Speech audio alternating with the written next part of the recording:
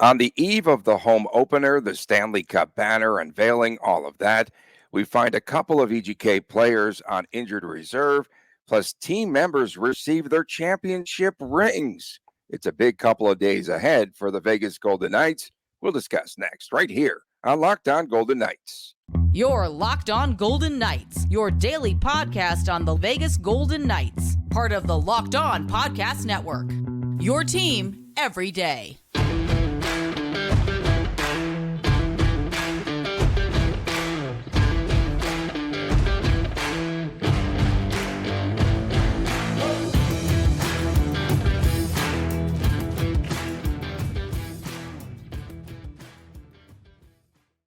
Hi again, everyone. Tony Cardasco and Chris Golick from Las Vegas. Thanks for making us your first listen each and every day. Make sure to subscribe to our YouTube channel, Locked On Golden Knights, and find us wherever you get your podcast.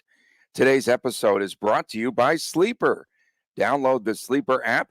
Use the promo code LOCKEDONNHL to get up to a $100 match on your first deposit. Terms and conditions apply. See Sleeper's terms of use for details. Let's start off with these championship decoder rings, if we will. I'm calling them decoder rings. Wow. I know, it's pretty harsh. Wow. The rings have approximately 12 carats.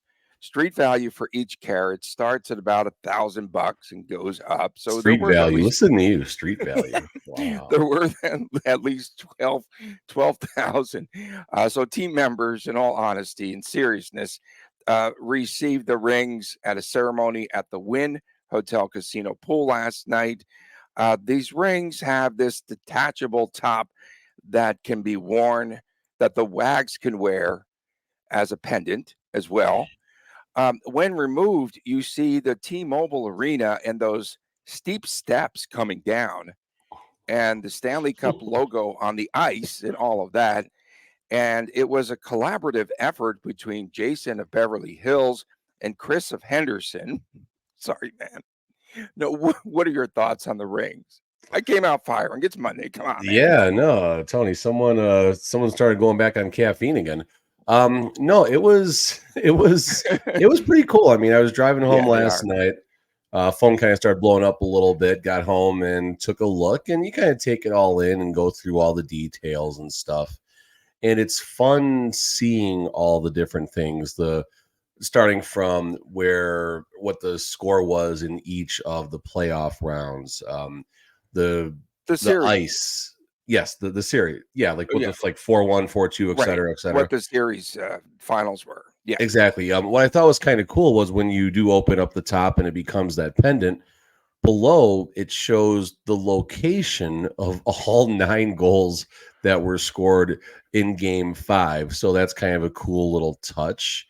You look at all the different symbolism from the numbers and such. I mean, it's exactly what you expected it to be. It's gaudy, it's fun, it's expensive, but it's also creative and really just kind of all about what VGK does as far as the entertainment and creativity. They certainly, I think, hit it right with the rings. And Jack Eichel couldn't get this said ring to stop spinning last night. Did you see that? That was no, pretty I didn't funny. see a funny that. clip. Was he like no, they have it in the box and it wheel? was spinning. Yeah, but they are very big. They are very gaudy. They are very tacky. And then there's the inscription. Tacky in a good way. Let's be clear. This is Vegas. Tacky is a good thing when it comes to championship rings. Okay, no, it's pretty cool, actually. And the fact that it detaches into the pendant is really neat. And then it says on there, the inscription on the side. There's a lot going on in this ring, by the way. It says Vegas born, and it says always advance. And there is the cutout of the Vegas skyline and always advance. So did Foley get the Army, U.S. Army, to maybe chip in for I mean, that's what ring? it's always been. They're always advance, never give in. Know. You know, that's always been a thing, Tony. No, so a lot of distractions, right? Coming up, starting with the ring ceremony last night. And then today we have a lot of activity going on. There's practice. And then later on tonight, the VGK players will light the torch at the Raiders game, which is such a cool thing. And the cup will be up there on that platform. And it's a really big night and big couple of days for VGK. And I'm really concerned about all of these distractions and how they'll play into having to play a game tomorrow night after everything. So last night was a big shindig, looked like a pretty big swanky affair. And they had all of that swing music and all that going on, and the cup was there, and Eichel can't get his ring to stop spinning. So it's in the box and the top was spinning. I don't know. That's what it appeared to look like. This is how you know me and Tony don't plan shows, because I wrote an article that came out on Saturday or Sunday. I forgot which day it came out, but basically when I was at practice this past Friday, the theme of every player I interviewed, as well as Cassidy, was how are you balancing enjoying all these moments, but not letting them distract you as you are getting prepared for the season. So recapping, like Tony said, Sunday night was the ring ceremony. Monday, the team is going to be at the Raiders game. Tuesday, basically the festivities start like at 3:30 in the afternoon local time with the gold carpet arrivals. Players are going to be there super early, signing 1 million autographs and just doing what they do every season, but it's going to be on a new level, being that the team are now Stanley Cup champions. Then they got to get through warm-ups. Then they got to get through what's going to be a longer period of time, probably from the moment they finish warm-ups to the moment the actual game starts, because that's when the banner is going to get raised. So there are all these things taking attention away from the game, which is okay. Like, this is part of the process. There you go, Tony. Part of the process of being a Stanley Cup champion, and the fact that it's in Vegas, it goes up to a brand new level. So Cassidy basically mentioned it's all about staying in the moment. Enjoy all of the thing, basically don't think ahead at the ring ceremony. Stay in that moment. When you're at the Raiders game, have fun, enjoy that. Enjoy watching the banner go up. But once the puck drops, all that's over with. Jack Eichel basically made the comment, once the puck drops, it's over with. It's done. Time to focus on something new. Aiden Hill he basically started off by saying, it's not that difficult. It's not that hard to separate the two. So the team seems to be in the right place. They know when it's time to celebrate, to enjoy that moment, but everyone is really on the straight and narrow with all this. I did get a funny answer from Alex Petrangelo when I asked him, this didn't make the article, but he said, I got 4 kids. I don't got time for any of that other stuff. So, he's basically hockey and family and any of the extras, if he can make 4 it, fine, kids. Whatever. So could you imagine juggling 4 kids and hockey and everything? Oh my goodness. I can't imagine juggling 2 kids and not being a hockey player. So yeah. Yeah, pretty interesting. And for the VGK, I remember last year, Chris, when VGK did the gold carpet entrance last year. I know exactly what you're going to say. And they were gassed. Remember, they were like exhausted when did they lose that game on opening night, or they came out sluggish? No, it was like 2-1. It was against the Hawks. It was like 2-1 or something. It was it was really a tough grind them out sort of game. And maybe, are you telling us to take the under in the game? Maybe. Smart. Seattle plus 1.5 goals in the under, if you can parlay it. Some of the local books are a little they get a little cheap when it comes to parlaying puck lines, but if you can find that action, go ahead and take it. Now, about those rings, so the public can purchase those rings. You can get a replica for $1,000, which, if you like blowing it, it makes a noise. The Dakota rings? No, is that it? No. Okay. And then there's also the $75,000 variety that you could purchase. Yeah, I mean, if I'm spending, you don't like the Dakota ring. If I'm putting out, it's kind of funny. If I'm thinking about a Christmas Story, right? The Dakota ring. They got to listen to the radio show, but you like that? I do like that. Thinking about, listen, if I'm putting down $75K on a ring, Mark Stone or Bill Foley or someone better be putting it on my finger and giving me a few minutes to talk to him about it. There's other ones you can look at. I posted on my Twitter the link for Jason of Beverly Hills, all the different options and stuff. There's one for $10,000, there's one for $8,000, there's one for $1,000, there's a bracelet, there's a pendant, all these wonderful different options. I'd say that fit every budget, but it doesn't fit every budget. It fits those who are looking to put out a pretty penny or two. One thing the Chicago Blackhawks have done in the past, they've offered a raffle I don't know if they did it through like the Illinois State Lottery or how they did it, but they offered a raffle where they actually raffled off not replicas, but 3 exact rings that Love the it. players get and stuff Love like it. that. And they raise a lot of money. I don't know if they capped it at like $1 million or how they did it, but they raise a lot of money. And obviously the Golden Knights, through their 5149 initiative and things like that, they do find really good creative ways to raise a lot of money for local charities through the foundation and such. So that would be kind of cool if the team explored an option like that. They could that'd be an easy 7 figure. Although I don't know if 7 figures will cover the cost of the rings, but it would be in a big amount of money. Whatever the amount they needed to raise was, they would get it. They would definitely get it if they auctioned off or raffled off 2 or 3 rings. Are you telling us the $500,000 budget went up? Oh my God, it went way up. That budget, that was gone in a matter of seconds. That was gone. I heard something about it last night where, that number got shattered. It got shattered, which is okay. It's okay. Coming up next, we talk about a couple of players landing on IR. We'll get to that when we return right here on Locked On Golden Knights. The NHL season is finally here. Will the Vegas Golden Knights reign supreme again? We love the NHL, and we know that you do also. That's why we want to tell you about Sleeper. Sleeper is our go-to platform for daily fantasy sports, especially daily fantasy hockey. That's right. With Sleeper, our new sponsor here on the show, you have the chance to win 100 times your cash on daily fantasy. The NHL has never been more exciting than it is right now, with the star players like Eichel, like McDavid, Ovechkin, Crosby, Makar, so many. Simply select more or less based on their stats, such as goals, assists, points, saves, and more. Yes, you heard us right there, VGK fans.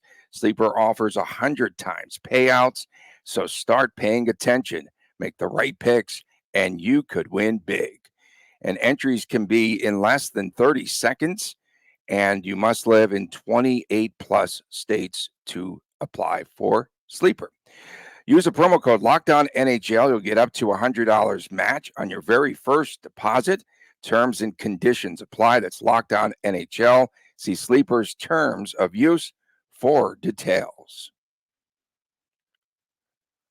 Welcome back, Locked On Golden Knights. This Monday morning edition, a really big week. And it's going to be a lot of fun here in Las Vegas. Make sure that you subscribe to the YouTube channel. We do have a lot of fun and shenanigans there.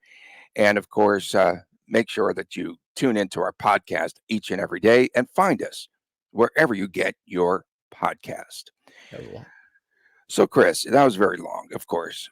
So we know that Zach Whitecloud had the surgery last week, but we did not. Most of us didn't expect to see the name of Alec Martinez. Is it that big of a surprise, really, though, Tony, with this team? Honest question. Back after being shut down for the final few days and games there of the preseason. Are they cooking the books with Martinez? Honest question. Being placed on IR, or what's happening there? Are they up against the cap? That's the first question that the fans are asking. I tweeted this out the wrong way. Absolutely. I put LTIR. I called VGK BGK. But then, it's of great interest, not only to VGK fans, obviously, but there was 40,000 people that viewed that tweet. So it's a pretty interesting deal. But of course, fans around the league, that's the first question that they are asking. They're always a suspect of VGK. All right. So we got a lot of things happening. Not BGK, by the way. We got a lot of things happening right now. First of all, the not so surprised Zach Whitecloud to IR. Really fast. Difference between IR and LTIR. First of all, someone goes to IR, it simply frees up a roster spot, but the player's salary cap still counts against the overall total. When someone goes to LTIR, it fills up the roster spot and clears that player's salary cap space until they come back.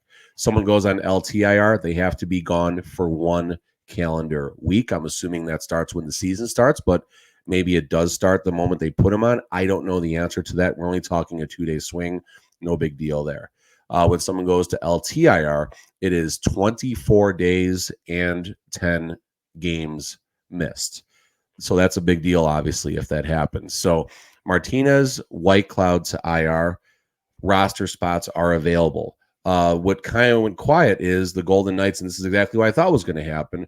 When the Golden Knights signed Grigory Denisenko from the Florida Panthers, they had the final waiver claim. So it goes inverse based on last season's standings.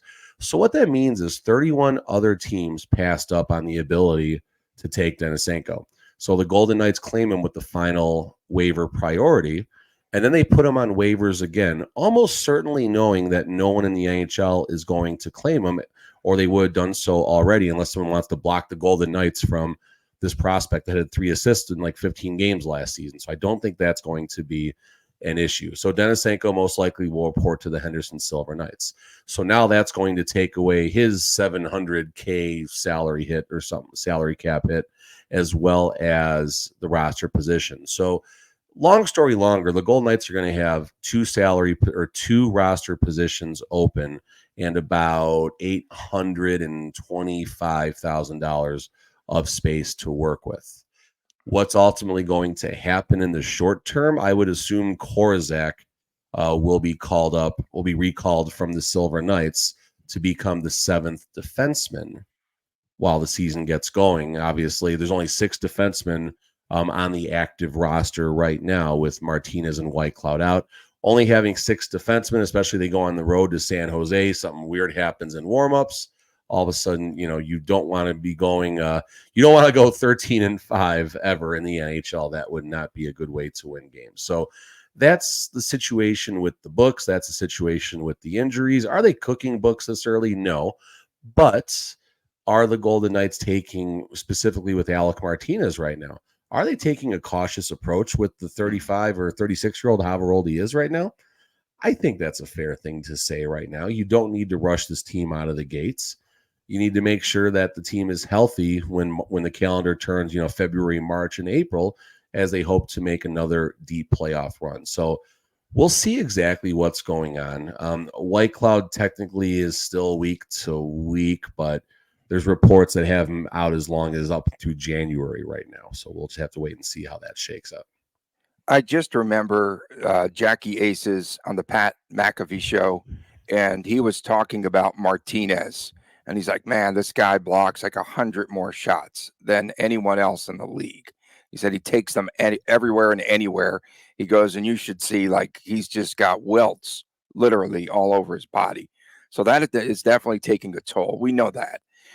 Will this be the beginning of a few stints, perhaps, on the IR, as perhaps his body's going to break down for Alec Martinez, he's been very durable for VGK?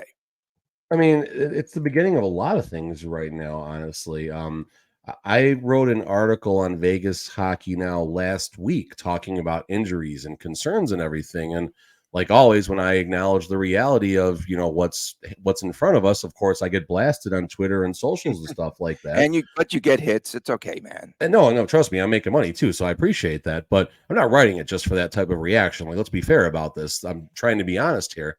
And, well, all of a sudden, Whitecloud, we had a feeling this was going to happen. Alec Martinez, that's a surprise. William Karlsson is reliable as could be.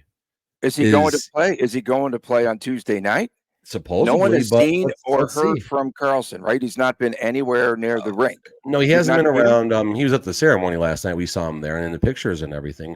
I didn't see Phil Kessel last night. That kind of made me sad not seeing Phil Kessel in any of those pictures. I'm pretty sure he's still in Vegas, so I don't know if he didn't get the invite. Maybe he said he didn't want to go. I don't know.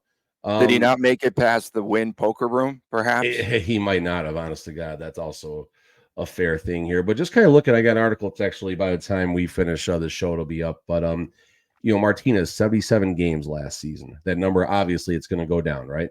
Pietrangelo, 73 games. Obviously, it would have been 82 games if he didn't have his situation, of course, with his family.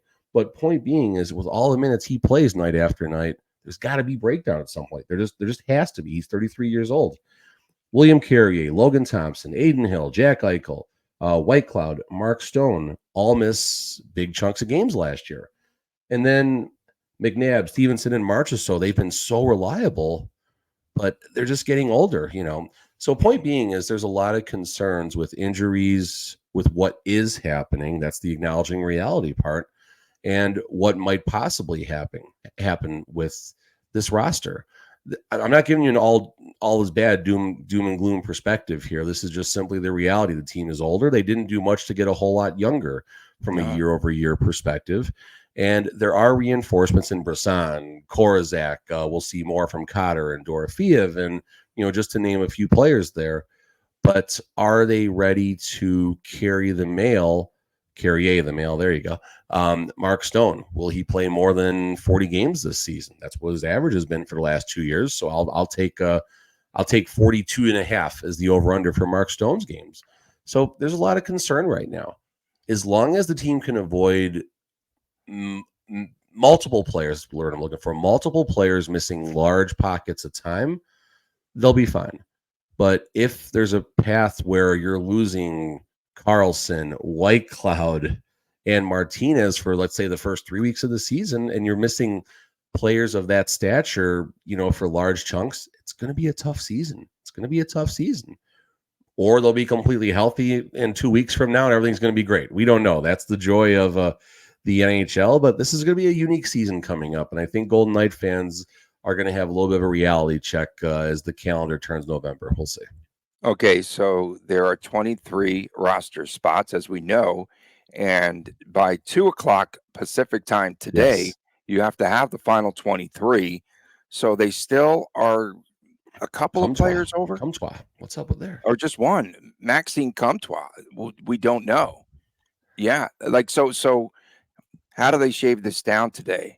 If Dennis Senko clears waivers, that's the answer right there. I mean, if Comtois is willing to take a league minimum, but then that doesn't address the seventh defenseman, unless they think the situation with Martinez truly is a small thing that's only going to be a week or so.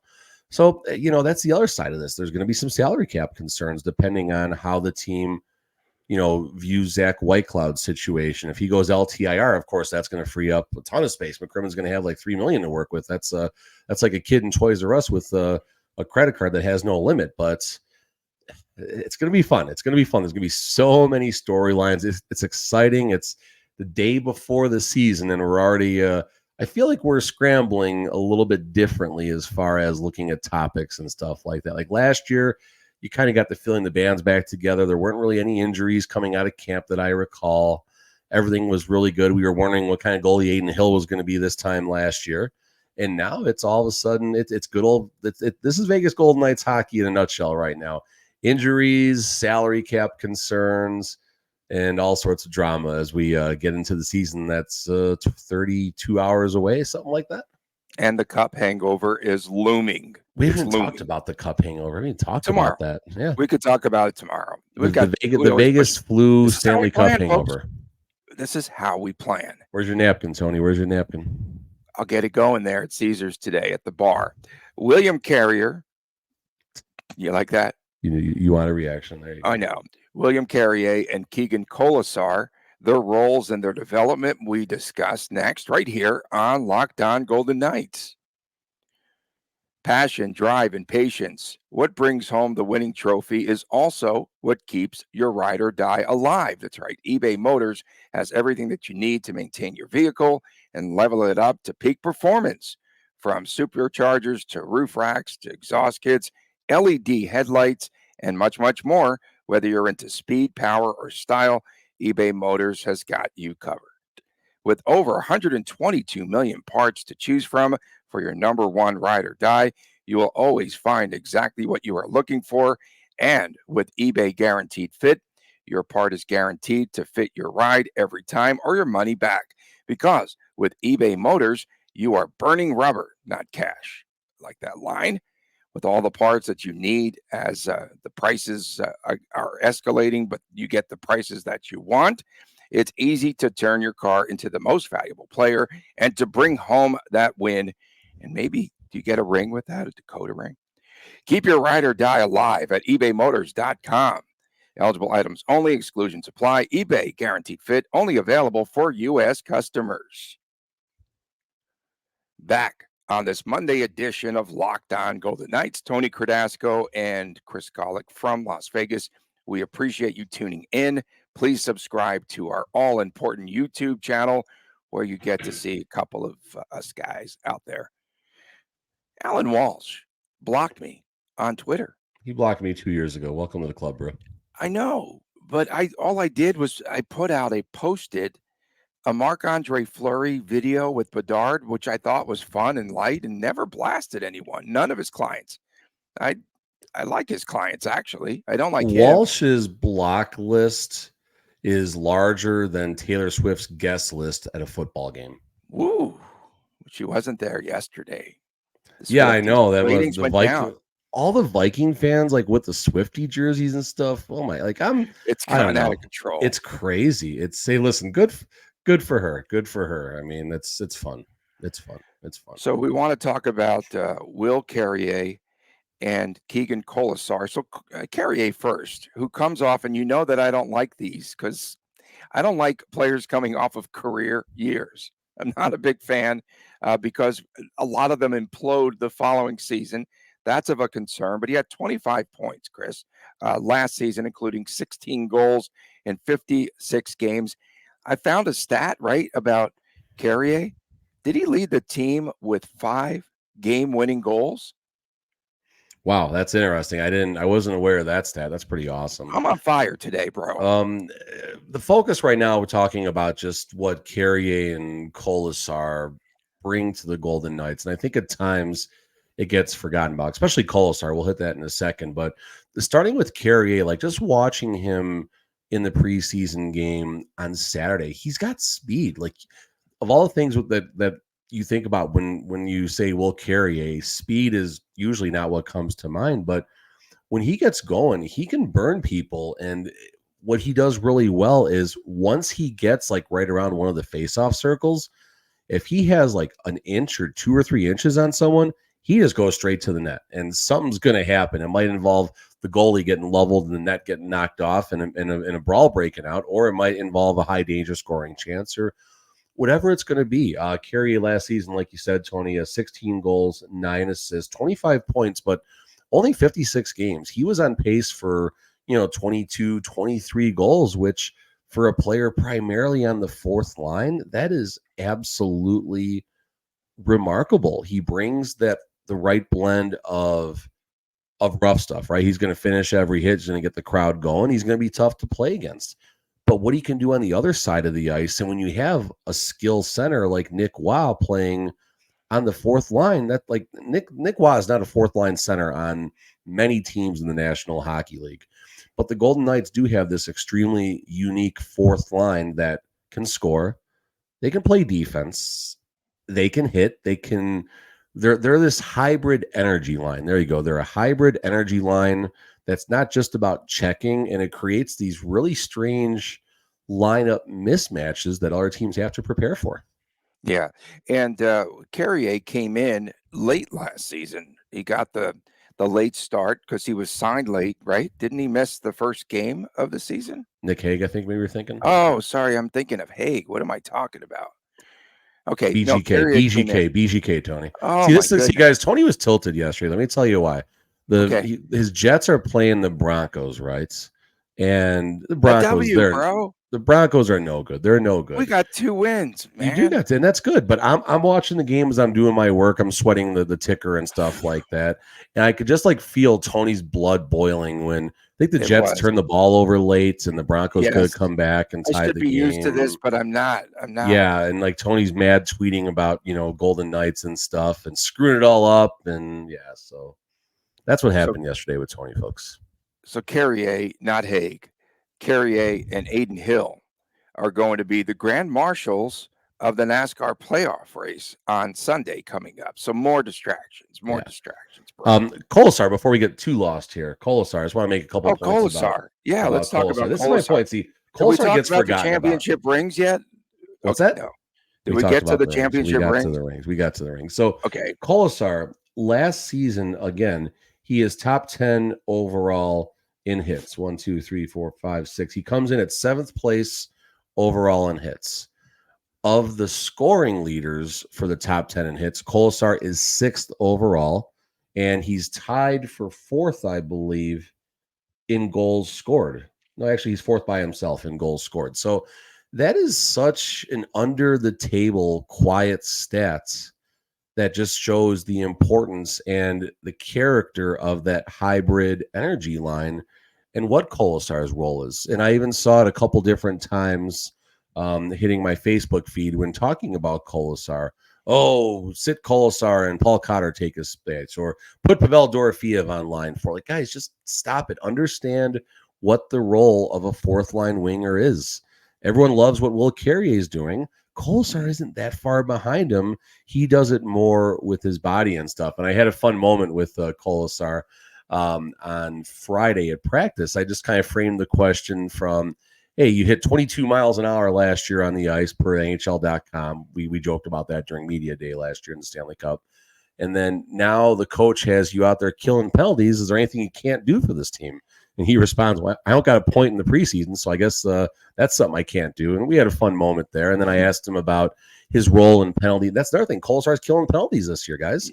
Yeah. Asked him about his role in killing penalties and the trust that Cassidy has in him. And it's going to be a fun season to see Kolesar's growth, how he helps this team defensively. Yeah. And Kolesar last year had a career high in goals, I believe, with 8 last season. Yes. So, which was points. 4th in top 10 hits. That's great. Right. And +6 overall. That's huge for a 4th liner. Huge. And they're going to start the 4th line a lot this season, as we know. And they're also going to get a lot of shifts because they rely on them. They depend on them. They're game changers, more or less, too, because of the way that they hit, the way that they bang, the way that they forecheck, and the way they get to the net. Yeah, no doubt. And they're going to be the first ones over the boards when the tone needs to be set. Maybe when the other team scores a goal. This is something that Bruce Cassidy talked about on Friday at his presser, that, you know, some players, like, it might have been Wednesday after the game, whatever it was, Thursday after the game. That lighting, by the way, the lighting in the excess bathroom was phenomenal for Bruce with that photo. Oh my God. It added 15 years, Tony. It added 15 years. I know where you're going with that one. But Cassidy talked about how players like Carrier and Kolesar, if they're stuck on the bench for a long period of time, special teams, for example, they can still come right over the boards and have an impactful shift. Where some of the younger players, like Dorofeev, and well, not Cotter as much, but, you know, Dorofeev, even like a Brisson, there you go, like Brendan Brisson, those types of players might have a hard time getting it going. So that's where the 4th line has another advantage over many, you know, National Hockey League 4th lines. Today, cut down day, better known as, will Maxime Comtois be on this team tomorrow day? So we'll have to find that out. The answer some way, somehow is yes. I think you think yes, really? I think they would have cut him by now. Has he proven himself? Has he proven himself enough? Is this a Kelly McCrimmon play? Because Cassidy wants nothing to do with him. We get a free look at him. I'm sitting him and Bryson down the next game. I feel as though he's had it up to there, and he's being force-fed Maxime Comtois. I think the decision already, honestly, I think the decision for whatever Comtois' role with the team was going to be was determined. McCrimmon's drinking buddy? What's that? McCrimmon's drinking buddy? His drinking buddy? I think the path was determined for Comtois the day he signed his PTO. That's just my perspective, because I think they would have cut him by now. They would have cut him by now if he was not going to be around. And now with the Whitecloud and Martinez situation, you do have roster spots temporarily or possibly midterm available, depending on how long Whitecloud's going to be gone. So we'll see. Coming up on tomorrow's show, we will have a roster update. It is opening day with all of the hoopla going on as the Seattle Kraken come into town. And this is a Seattle Kraken team, Chris, that has high expectations for this upcoming season. It's a team that doesn't just want to sneak into the playoffs. They want to be towards the top of the heap. And we'll have much, much more coming up tomorrow as we preview the game. And we appreciate everyone, especially our everydayers, tuning in today. I'm tired, man. Can you tell a little bit? It's been a long weekend, bro. No, you had heat today, Tony. You had heat. You had spunk today. I did have a little bit of spunk. For my man, Chris Golick, I'm Tony Cardasco. Subscribe to the YouTube channel, Locked On Golden Knights, and we'll see you tomorrow right here.